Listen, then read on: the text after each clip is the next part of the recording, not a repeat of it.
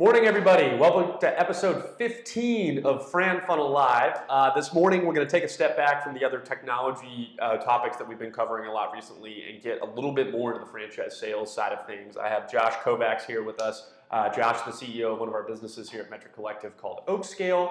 And ultimately, I would say Josh, of all the people I've met, knows more about franchise sales than I would possibly could ever know. So Josh, what I want to talk about this morning is the first call, right? So we've talked about how to get people on the phone, all this kind of stuff. So when you actually get a lead on the phone, what those conversations actually sound like. So I'll start by saying, okay, maybe you've exchanged a couple text messages, you have time to talk, they keep the appointment.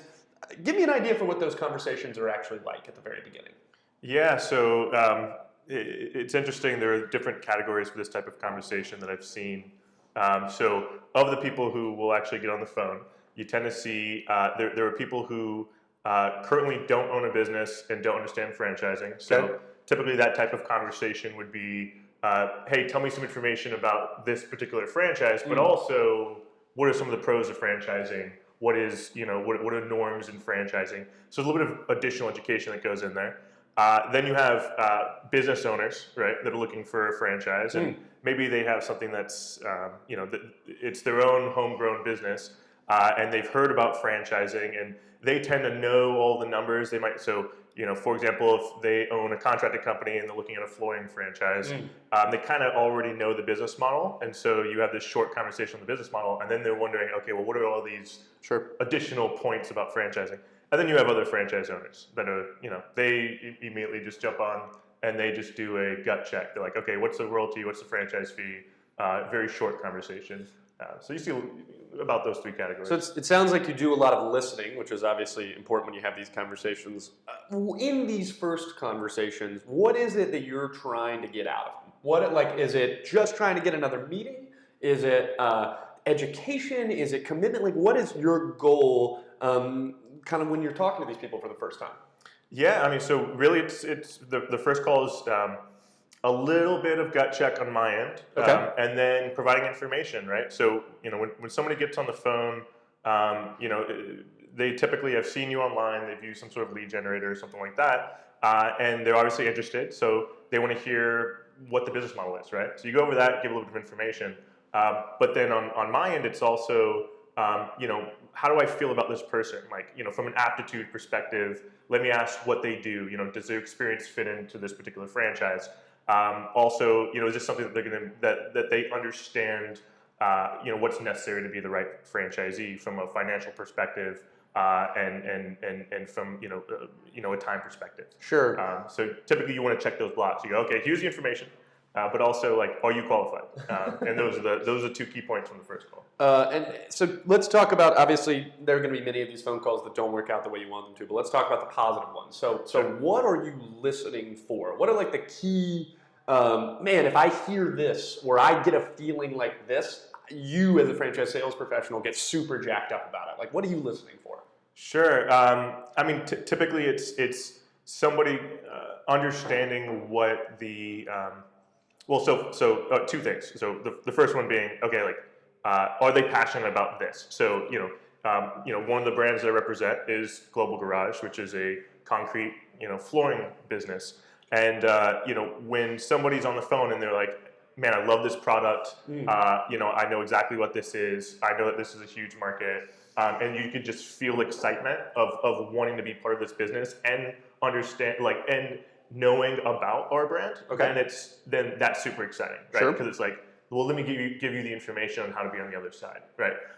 And then on the other side, it's just getting franchising, right? So this isn't something that you can get into for free. It is an investment, but not only a financial investment, but a time investment. So when you hear from somebody that gets that goes, okay, like, I'm going to jump in, both feet on the ground, and work hard to make this a reality.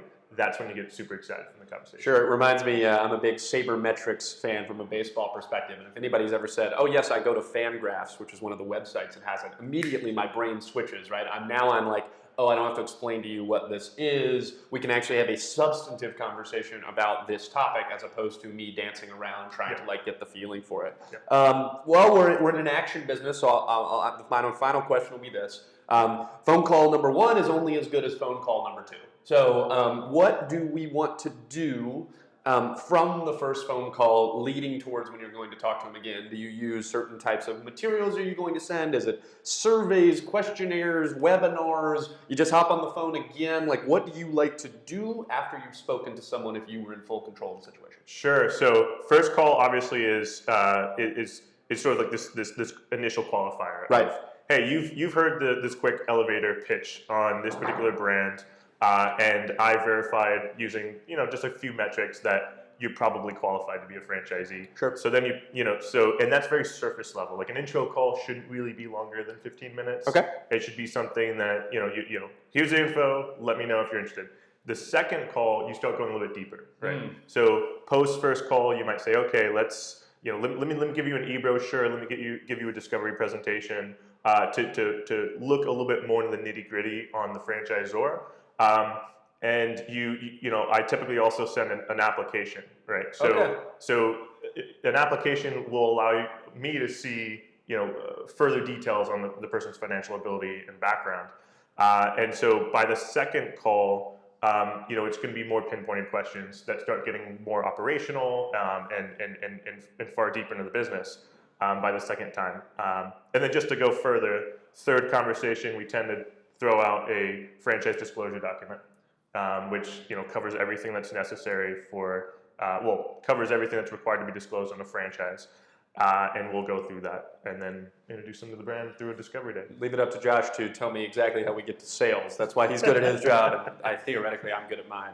Sure. Yeah, I mean, look, the first call is obviously going to be key in a major linchpin in figuring out how people are going to be awarded your franchise. Everyone's going to have a little bit of a different style. I find with Josh, he's certainly an action-oriented guy. So to the extent that we can learn a lot from him, it's really like, hey, like I said, call number one is so we can get to call number two. Call number two is so we get to this. But we really appreciate your insight, and of course.